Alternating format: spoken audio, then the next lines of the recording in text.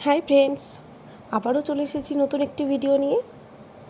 কোথাও একটা যাচ্ছি মনে হচ্ছে তো? হ্যাঁ, ঠিকই ধরেছ। আমরা চলে গিয়েছিলাম বিষ্ণুপুর কালী মন্দির। এর আগেও একবার এসেছি, কিন্তু তখন মায়ের দর্শন পাইনি। যাই হোক, এবার সৌভাগ্য হলো মাকে দর্শন করার।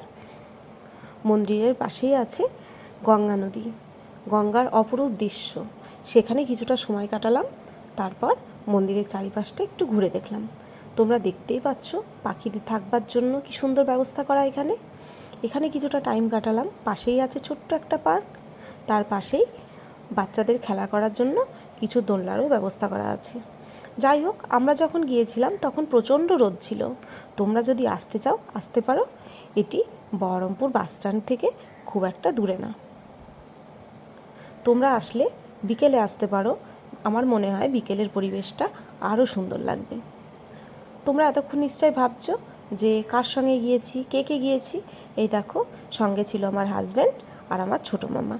আমরা তিনজন মিলে একটু ঘুরে নিলাম। বাই।